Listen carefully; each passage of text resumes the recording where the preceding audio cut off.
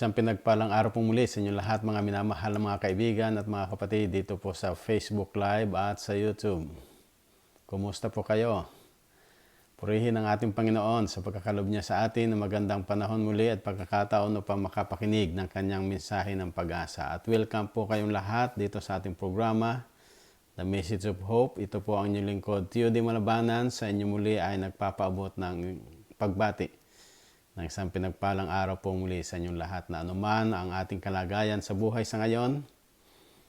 Basta tayo ay nasa panig ng ating Panginoon, alam niya kung ano ang mas nakabubuti sa bawat isa sa atin. Kaya nga't purihin ang kanyang pangalan sa pagkakataong ito. At muli po, aking inihilingan ang bawat isa sa inyo, saan man kayo naroroon, anumang platform ang nais ninyong pakinggan, either dito po sa Facebook Live, o kaya po ay sa YouTube Live, pwede po ninyong sundan doon ang aking mga programa din na mga nakalipas na pagkakataon o panahon ang aking ibinigay sa inyo. I-type nyo lang po ang pangalan ko, Theody Malabanan, o kaya ay ang Message of Hope. Makikita po ninyo doon yung iba't ibang mga topics na aking nang naibigay. At pwede rin po kayong mag-subscribe.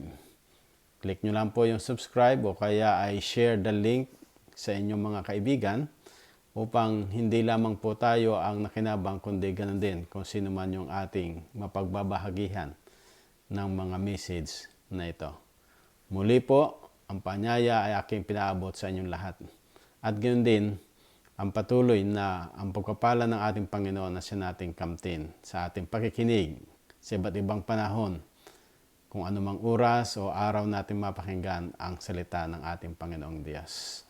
At kung kayo po ay mayroong mga katanungan o kaya prayer request, ay i-message nyo lang po ako at atin pong isasama sa ating mga panalangin. Kung hindi man ngayon ay sa mga darating na ating pag-aaral o kaya sa mga personal o family prayers namin ay aming isasama sa panalangin. At noong nakalipas po, last month, nagkaroon po tayo ng seminar na ganito, Virtual Evangelism, Being in the Lord's Side, na pinangunahan po tayo ni Pastor Abel Cordero. At doon po sa inyo na nagnanais na inyong pakinggan ang mga iba't ibang mga topics na kanyang ipinagkaloob, ay pwede po ninyong tingnan yung aming website, ang bernabefilipinoadventist.ca, o kaya po ay yung Bernabe Filipino Canadian SDA Church sa YouTube or sa Facebook.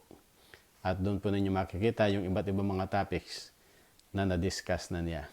At nawa ang kanyang mga pinagkaloob ay naunawaan natin, o kung hindi nyo gaanong maunawaan ay i-message nyo rin po ako.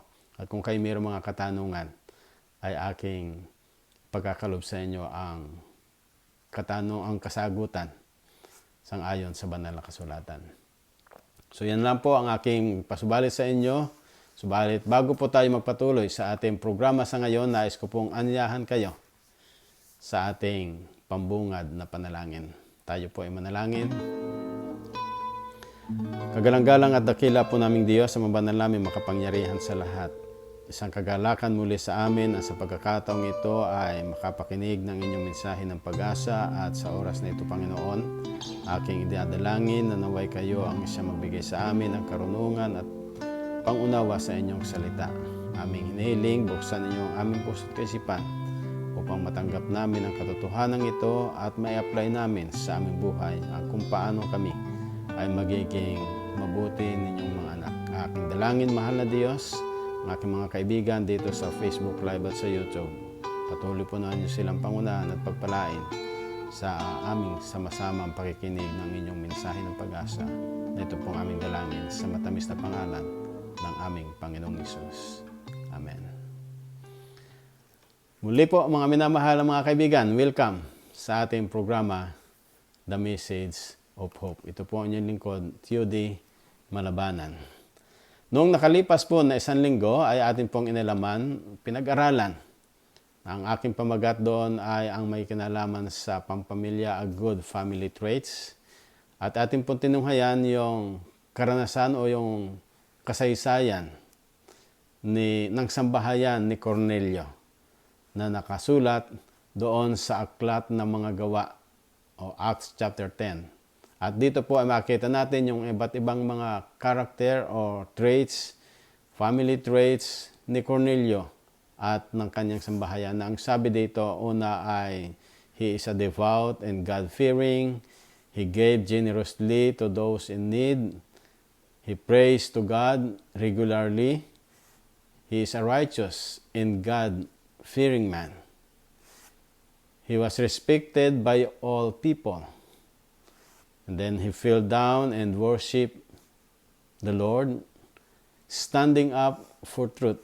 So he stand for truth. He fasted and prayed to God, or fasting and prayer.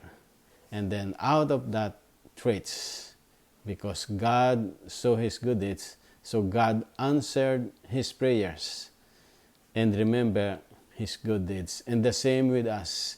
If we will do these traits, if God will see these traits in our family, for sure, God will answer our prayers and God will be pleased. So, my dear brothers and sisters, I hope that what we have studied last week, it's additional learning to all of us, talking about the importance of our family.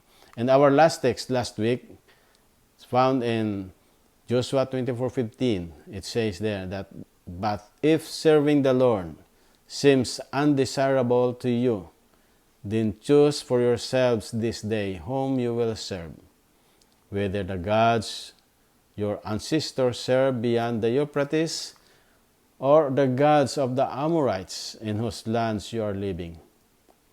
But as for me and my household, we will serve the Lord.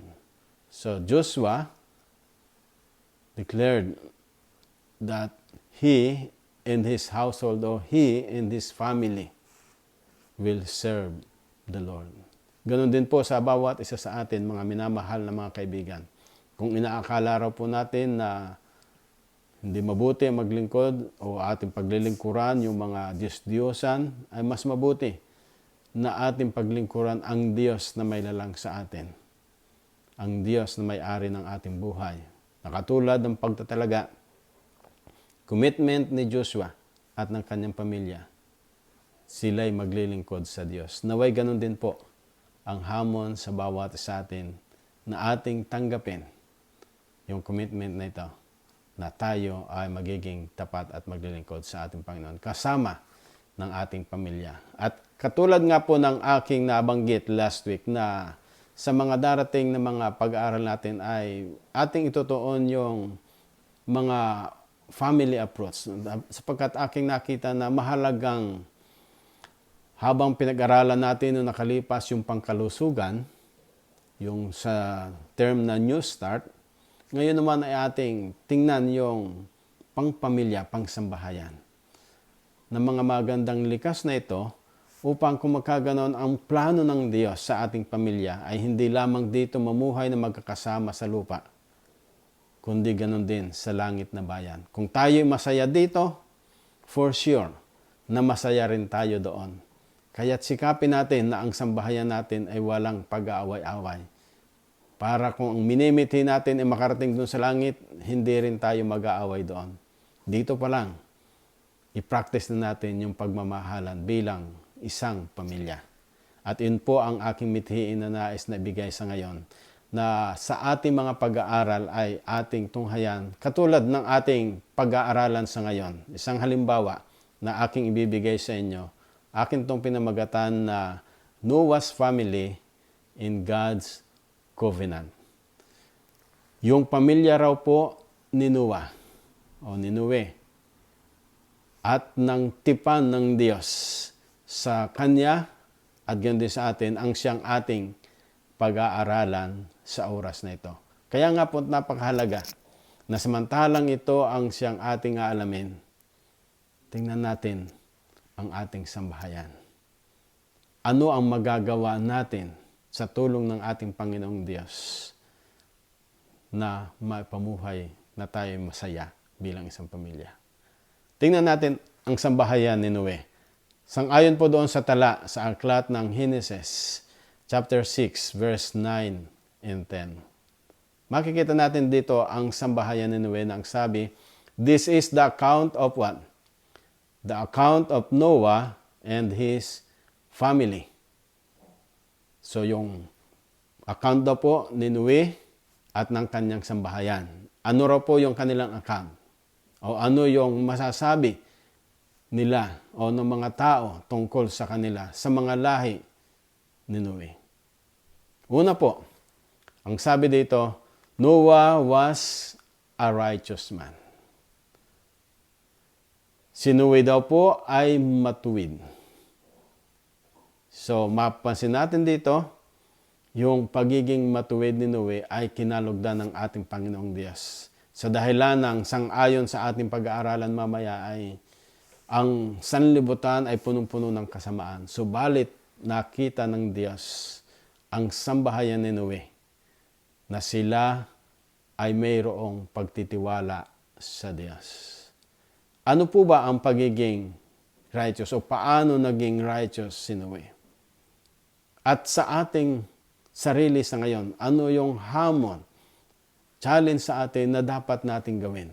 Kung ating papansinin mga minamahal na mga kaibigan, sa aklat ng unang Juan, binanggit dito yung kahalagahan sa 1 John chapter 2 verse 28 and 29.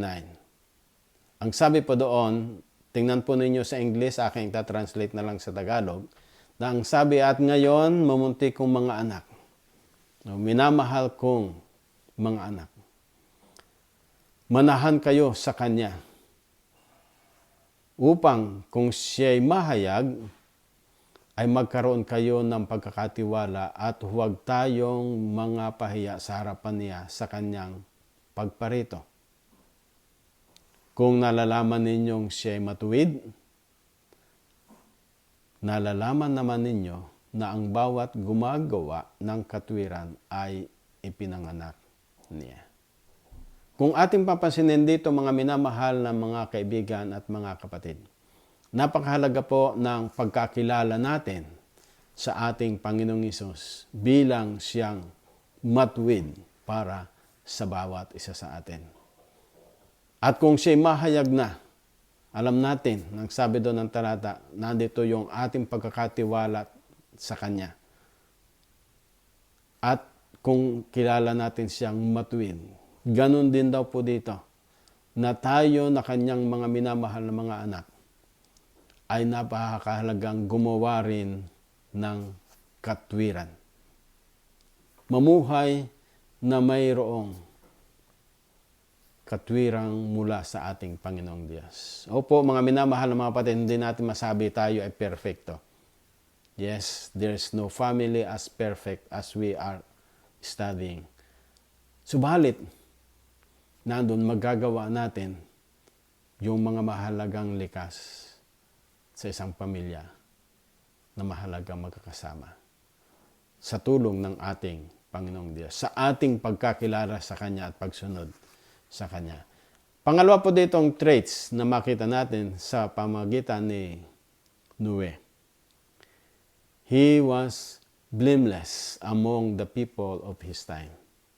Siya raw po ay sakdal sa kanyang kapanahonan o walang anumang kapintasan. Pagiging matuwid niya, walang anumang kapintasan o walang anumang masasabi ang mga tao against sa kanya. Nandoon nangaral siya ng 120 years sa mga tao. Walang nasumpungan silang anumang mga bahid ng kasamaan itong si Noe at ang kanyang sambahayan. Ito rin po ay challenge sa bawat sa atin.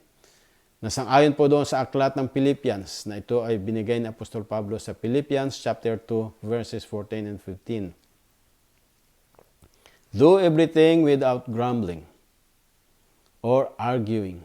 So sabi po doon, gawin daw po natin ang lahat ng mga bagay na walang anumang mga pagbubulong-bulungan o anumang mga pagtatalo o mga anumang sama ng loob sa ating sambahayan lalo na. Gawin natin ang lahat na walang mga ganitong mga negative traits upang kayo'y maging walang sala at dalisay. Mga anak ng Diyos na walang dungis sa gitna ng isang lahing liko at masama. Mapansin natin dito, bagaman tayo ay nasa lahing masama, na ating pinag-aralan noon na ito'y tanda na ang sanlibutan ay magiging masama. Tanda ng malapit ng pagdating ng ating Panginoon. Bagaman tayo na sa buhay na ganito, ang sabi dito po, bagaman tayo na sa gitna nito, ay masumpungan tayo na namumuhay sa kadilisayan, mga anak ng Diyos. Dalisay.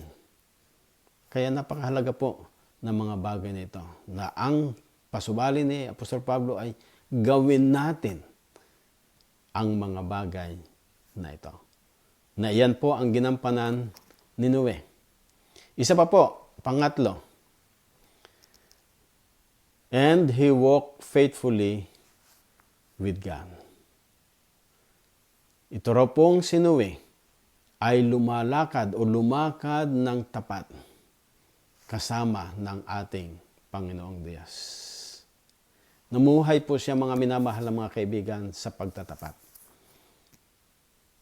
Sa kapwa at ganoon din sa ating Panginoong Diyos. Ano po ang idinidiin sa atin, Apostol Pablo? Kung atin titingnan dito sa aklat ng 1 Corinthians chapter 4 verse 2. Ang sabi doon, bukod dito'y kinakailangan sa mga katiwala na ang bawat isa ay maging tapat. Kinakailangan sa bawat isa sa atin, mga kaibigan, yung tayo ay mamuhay na mayroong pagtatapat sa ating Panginoong Diyos at ganoon din sa ating kapwa. Sa mga husband and wife, maging tapat tayo sa ating asawa, sa ating pamilya. Na ang sabi nga po doon sa word na tapat, anumang bagay, maaring ito ay pahalang o kaya pataas, tapat, ganun nananatili na ito'y tapat. Ganun din ang ating buhay. Manatili tayong tapat o faithful sa ating Panginoong Diyos. At yan po ang ginampanan ni Noe at ang kanyang pamilya. At samantalang ang sanlibutan ito, ang sabi nga po doon sa aklat ng Genesis chapter 6, ang sanlibutan ito ay talamak ang kasamaan. Na ang sabi doon, at sumama ang lupa sa verse 11 sa harap ng Diyos, at ang lupa ay napuno ng karahasan.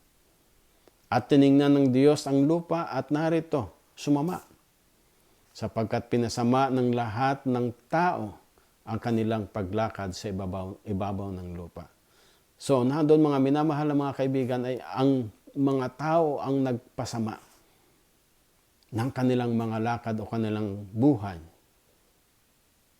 Kung kaya nga sa pagpapatuloy, ang sabi ng ating Panginoong Diyos kay Noe, at sinabi ng Diyos kay Noe, ang wakas ng lahat ng tao ay dumating sa harap ko, sapagkat ang lupa ay napuno ng karahasan dahil sa kanila. At narito, sila'y aking lilipuling kalakip ng lupa. Gumawa ka ng isang sasakyang kahoy na gopher. Gagawa ka ng mga silid sa sasakyan at iyong siksikan sa loob at sa labas ng sahig. Sabi pa doon sa pagkapatuloy, at ako narito ako'y magpapagdagsa ng isang baha ng tubig sa ibabaw ng lupa, upang lipulin sa silong ng langit ang lahat ng laman na may hininga ng buhay.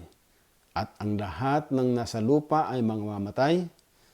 Tatapwat, pagtitibayin ko ang aking tipan sa iyo, at ikaw ay lululan sa sasakyan, ikaw at ang iyong mga anak na lalaki, at ang iyong asawa, at ang mga asawa ng iyong mga anak na kasama mo. Mapansin natin dito, mga minamahal na mga kaibigan at mga kapatid. Samantalang ang sanlibutan sa panahon ni Noe ay sumama, ang isipan at ang mga pamumuhay ng mga tao nakaabot sa sukdulan. Kung kaya nga't ang sabi niya, kanyang lilinisin, lilipulin ang anumang mga bagay na may hininga ng buhay dito sa sanlibutan. At ang nakita lamang niya na sumusunod sa kanya ay si Noe at ang kanyang pamilya. Kaya nga't sila ay binigyan ng instruction na gumawa ng arka. Sa panahon na yon, hindi pa sila nakakaranas ng baha. Aking tinitingnan ang panahon ngayon dito sa aming lugar. Marahil doon sa inyo na nakakabalita o nakikita ninyo sa balita na dito sa British Columbia ay matindi yung naging baha simula noong Linggo, Lunes. Ay matindi yung ulan. Nang sabi nila, yung ulan ng para sa 2 buwan ay iniulan sa pamagitan ng 2 araw lamang. Kung kaya nga't matindi ang naging pinsala. Sa ngayon, marami pang mga lugar ang nakabaon sa mga baha. At mayroong mga tulay, may mga daan na nasira. At maraming sasakyan din ang hinahanap pa na nadala ng baha. Samantalang aking isinasalarawan ang bagay na ito, ito'y dito lamang nangyari. How much more sa panahon ni Noe? Na ang pangyayari ay napakalaki. Na ang sanlibutan ay nagkaroon ng pansanlibutang baha. At ang lahat ng mga nandoon ay nangamatay. Maliban yung mga taong pamilya ni Noe at ang mga hayop na pumasok doon sa arka. At ang sabi po doon sa verse 22, chapter 6, Noah did everything just as God commanded him. Nandoon yung likas ni Noe na siya ay naging masunurin sa lahat ng mga bagay na binigay ng ating Panginoong Diyos. Kung ating titingnan pa rin doon sa chapter 7, the same, 7 verse 5. And Noah did all that the Lord commanded him. So kung ating papansinin mga minamahal na mga kaibigan, mga kapatid, si Noe ay namuhay nang siya'y sumunod sa ating Panginoong Diyos. He did everything, he did all according to the Bible. That Noah did all because he believed in God. Nandoon, samantalang ginawa nila ito. Samantalang sila'y naandoon sa arka, pagkalipas ng 7 araw, bumaha, tumindi ang ulan, at matindi yung baha, at nandoon, sila ay, samantalang 150 days, yung pagbibigay ng ulan. Yung naranasan po namin dito ay 2 araw pa lamang, ay halos marami na ang napinsala. How much more yung 150 days ng pagbaha. At dito, mapansin natin mga minamahal na mga kaibigan, mga kapatid, kung paanong iniligtas ng Diyos si Noe at ang kanyang pamilya sapagkat sila'y sumunod sa Kanya. At base doon sa aklat ng Genesis chapter 8, verse 18 to 21, so Noah came out. Ito po yung pagkalipas na ng baha. At lumunsad si Noe at ang kanyang mga anak at ang kanilang mga asawa. At ang kanyang anak at ang kanyang asawa at ang mga asawa ng kanyang mga anak na kasama niya. At bawat hayop, bawat umuusad at bawat ibon, anumang gumagalaw sa ibabaw ng lupa, ayon sa kanyang angkan ay nangagsilusad sa sakyan o doon sa arka. At ipinagtayo ni Noe ng isang dambana ang Panginoon at kumuha sa lahat ng malinis na hayop at sa lahat ng malinis na ibon at nag-alay ng mga handog na susunugin sa ibabaw ng dambana.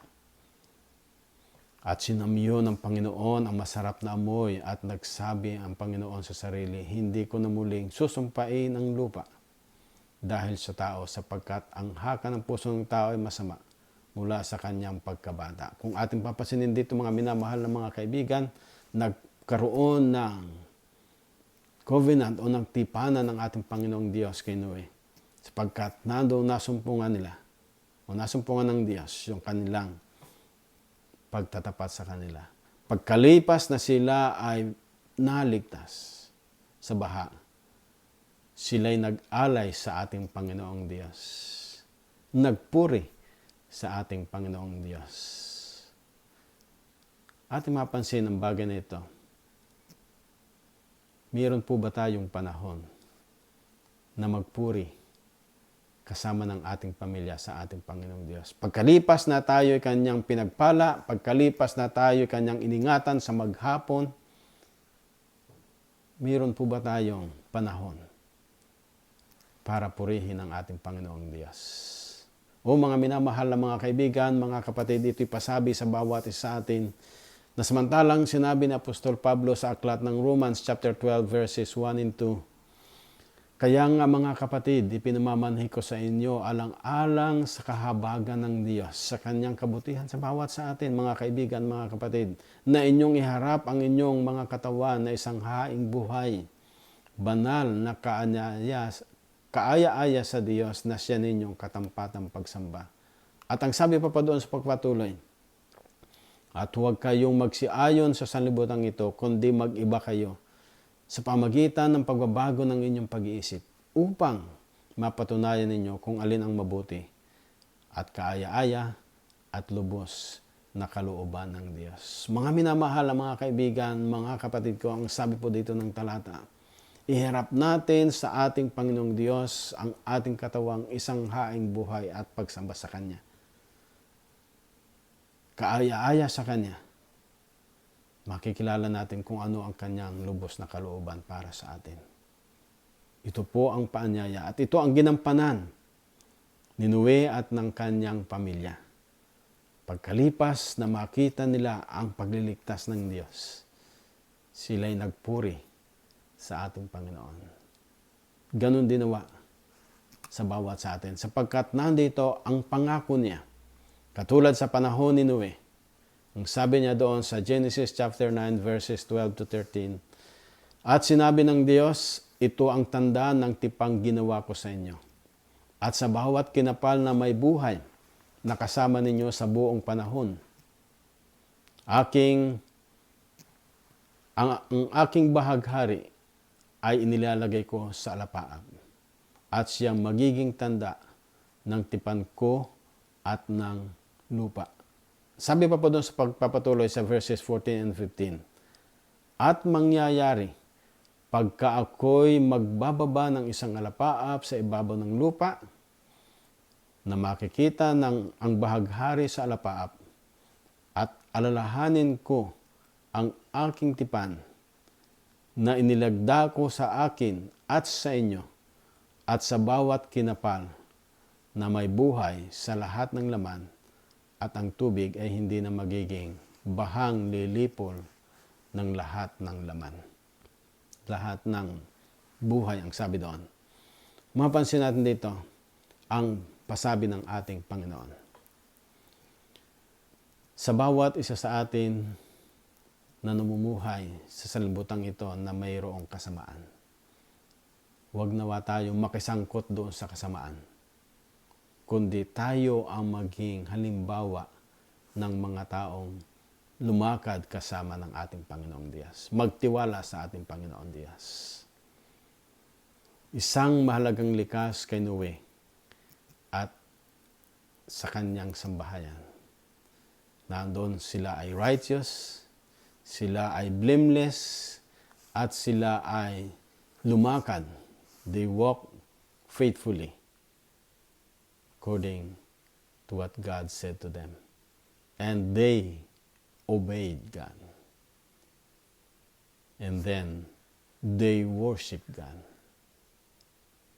So, nandito mga minamahal na mga kaibigan, ang mga likas sa pampamilyang napakalagang iwan ko sa inyo at sa akin. Kagaya nga po nung nabanggit ko nung nakalipas nating pag-aaral, katulad ng aming sambahayan, Bagaman kami ay hindi perfecto, subalit nandoon.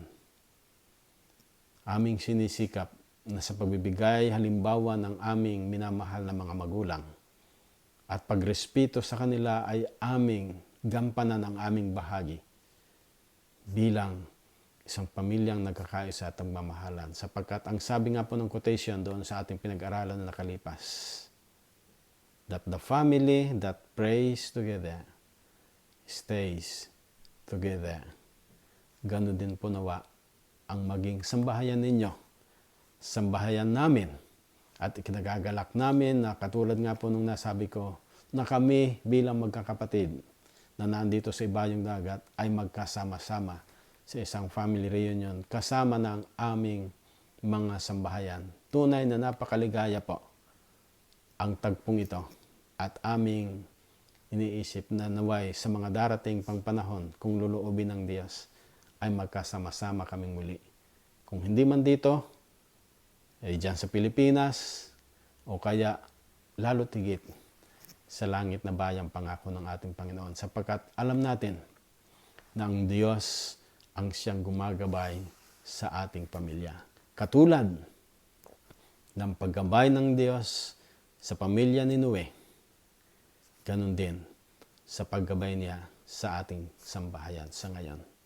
Narito po ang ating Panginoong Hesus nagtuturo sa atin ng tamang daan na ating dapat lakaran, na dapat nating sundin. At nandoon magtalaga lamang tayo ng ating buhay na sumunod sa Kanya at tayo'y pangungunahan niya.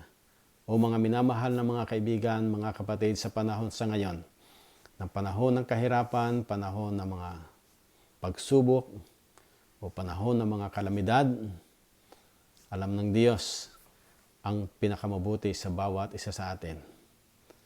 At ang nais kong panghuling awiting ialay sa inyo ay yung aming inawit ng aming mga magkakapatid nito na aming inawit ito upang magbigay inspirasyon sa bawat isa sa atin. The title is God Will Make a Way. Ang Diyos po ang siyang maggagawa ng tamang daan sa bawat isa sa atin. Sundin lamang natin siya at nandoon makukuha natin ang kanyang pangako sa bawat isa sa atin. Pakinggan po natin ang awit at yung mga lyrics nito, ating isapuso, ating isapamuhay. Sapagkat mahalaga po, maganda yung meaning ng mga lyrics na ito. At ating pakinggan po yung mensahe ng awit. At hindi po yung tono, kundi yung mensahe ng awit ang siyang makakapagbigay inspirasyon sa bawat sa atin. Pakinggan po natin sila.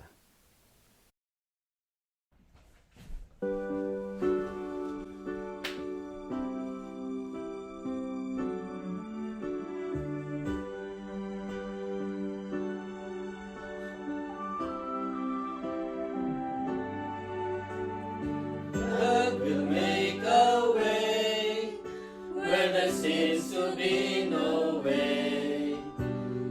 Works in ways we cannot see. He will make a way for me. He will be my guide. Hold me closely to His side.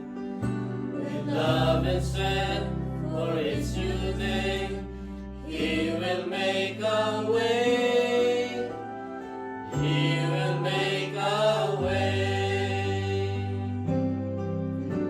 Oh, God will make a way when there seems to be no way.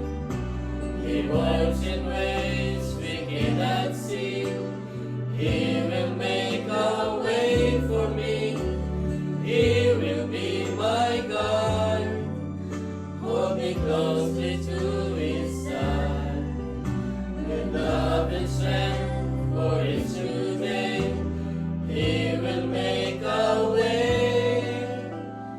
He will make a way. By a roadway in the wilderness, He lead me, and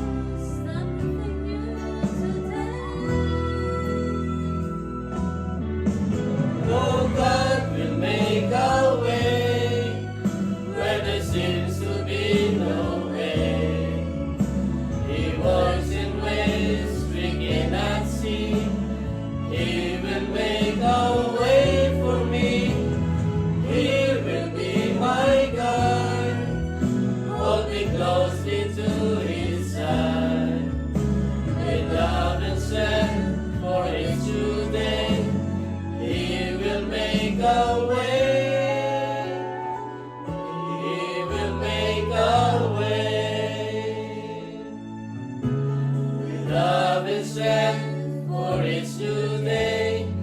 He will make a way. He will make a way.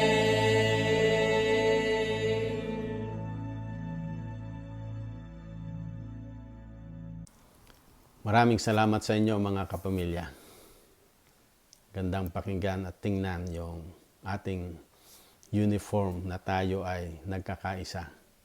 Mayroong isang uniform na tayo bilang isang sambahayan ay magandang tingnan tayo sama-sama sa paglilingkod sa ating Panginoong Diyos. Aking hindi adalangin na naway makapagbigay inspirasyon sa inyong lahat mga kaibigan at mga kapatid yung aming ibinigay na tanging awit. At ganun din, yung mga salitang ating pinag-aaralan mula sa salita ng ating Panginoong Diyos. Nawa ito'y nakatulong sa bawat sa atin sa ating paglalakbay Kristiyano, sa ating patuloy na minimithing mamuhay kasama ng ating Panginoong Diyos. Sa oras na ito'y nais kong muli ay anyayahan kayo na sa ating pagtatapos ng ating panalangin, tayo po ay sumandaling yumuko at tayo lumapit sa ating Panginoong Diyos. Ating idalangin ang ating pamilya na magkaisa, magkasunduan, magmahalan, sapagkat hindi lamang tayo dito mamumuhay, kundi ganun din sa buhay na walang hanggan. Tayo po ay manalangin. Kagalang-galang po naming Diyos, amang banal naming makapangyarihan sa lahat. Maraming salamat o Diyos sa pagkakataong ito na inyong ipinakaloob sa bawat isa sa amin. Na kami ay nakapag-aral ng inyong salita. Maraming salamat sapagkat aming natunghayan ang karanasan, kalagayan ng sambahayan ni Noe. Kung paanong sila, Panginoon, ay namuhay sa pagtatapat sa inyo. Namuhay na mayroong kabanalan. Namuhay na walang anumang kapintasan. Namuhay sila nang sumusunod sa inyo at mayroong pagkilala na kayo ang Diyos ng kanilang buhay.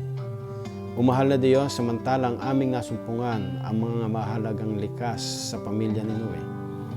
Ito nawa ang siyang makita rin sa aming sambahayan. Nandito, Panginoon, aking dalangin, ang aking mga kaibigan dito sa Facebook Live at sa YouTube. Kayo ang nakakaalam na maaari ang kanilang pamilya ay mayroong mga suliranin, mayroong mga problema. Kayo nawa ang siyang tumulong sa kanila. Sa kahilingan ni Ate Jovi, nawa, Panginoon, kayo ang siyang tumugon sa kanila ni Kuya Rudy at kasama ng kanilang mga anak, mga manugang at mga apo. Magkaisa sila at magkasunduan. At lalo tigit, Panginoon, sa buong sambahayan ni Tatay Cosme, sila po ay aking mga kaibigan, mga kapatiran sa Balayan Church na mayroong request na ito. Aking dalangin, mahal na Diyos, tulungan ninyo sila sa kung anuman ang mga pagsubok na dumarating sa kanilang sambahayan. Ingatan din si Tatay Cosme, Panginoon, sa kanyang kalusugan. At sa aking mga kaibigan dito sa Facebook Live at sa YouTube. Manatili nawa, Panginoon, na inyong gabayan ang aking mga kapamilya dito. Mga kamag-anakan na patuloy na sila ay sumusuporta at yun din ay sumusubaybay sa inyong mensahe ng pag-asa. Ang dalangin sila, Panginoon, na inyo silang tulungan na higit sa lahat ay sumunod sa inyong kalooban. Magkasama-sama kami sa isang pananampalataya. Ang dalangin, Panginoon, ang buong sambahayan ni Auntie Remy Ortiz at kasama ng kaniyang mga kaibigan na kanyang ibinabahagi ang mga salitang ito, mga mensahe ng pag-asa sa kanila. Nawa, Panginoon, tulungan din niyo sila. Nawa, ang kanilang pamilya ay magkasama-sama sa isang paglilingkod sa inyo na mayroong pag-asa sa buhay na walang hanggan. Aking dalangin, mahal na Diyos, ang sino mang mayroong mga karamdaman sa mga prayer request na aming nare-receive, yun din sa aming Garden of Prayer lists, sa Prayer Warrior lists, Aking dalangin, mahal na Diyos, ang mga may karamdaman ay patuloy niyong tulungan na sila'y manumbalik sa dati nilang kalusugan. Subalit aming nihiling na mangyari ang inyong kalooban sa bawat isa. Ang mga sambahayan o mga tao na kung saan sa ngayon ay mayroong problema sa kanilang pamumuhay, gawa ng pandemic na ito, ipagpalain niyo sila, Panginoon, sa iba't ibang mga pamamaraan. Aking dalangin din, Panginoon, ang kahilingan ni GR na si Maima at saka si Jaas ay mayroong nararamdaman. Si Puna Tubo, aking dalangin, mahal na Diyos, tulungan ninyo mga batang ito na sila ay dala ng panahon, pabago-bagong panahon, ay nagkaroon ng ganitong sakit. Naway sila gumaling at hindi sila maapektuhan ng anumang mga virus. Manatili sila, Panginoon, na malusog at masigla sa kanilang paglaki. Magamit din sa inyong gawain. Pagpalain sa bahayan ni GR at ni Len. At ganoon din ang aming mga kapamilya, saan man sila naroon sa ngayon. Aking dalangin, mahal na Diyos, sa mga kahilingan namin na hindi man namin nabanggit isa-isa. Subalit kayo ang mayroong agda na inyong pagkakaloob ng lahat ng pinakamabuti sa inyong mga anak. At aming tinatanggap ang inyong mga pangako na kami ay inyong diringgin sa aming mga panalangin. Maraming salamat sa inyong pagdinig sa aming dalangin at sa inyong banal na bendisyon na gagawad sa amin sa oras na ito. Na ito po ang aming nilit na pasalamatan, kalakip ang paghingi ng tawad sa aming mga pagkukulang at pagkakasala sa pangalan ng Panginoong Hesus. Amen. Muli po, mga minamahal na mga kaibigan at mga kapatid, maraming salamat po sa inyong pagtuon, sa inyong pakikinig ng salita ng ating Panginoong Diyos sa oras na ito. Ang mensahe ng pag-asa naway makapagbigay kaluguran sa Diyos at sa bawat sa atin, inspirasyon. At muli, sa susunod pong Sanlinggo, sa ganito ring oras, magkita-kita tayo muli. Dito po ay alas 7. Diyan naman po sa atin sa Pilipinas ay alas 11 ng umaga. O saan man kayo naroon, sa ganito ring oras po, magkita-kita tayo next week. May God bless you all, and thank you very much for watching and for sharing this truth to your friends. To those of you who are in the Facebook, share the link to your friends. And in the YouTube, share also and subscribe. And to all my brethren here in Burnaby Philcan Church, North Shore Church Plant, and in all churches here in the Greater Vancouver, happy midweek po sa inyong lahat. See you again next week at the same time. Thank you very much.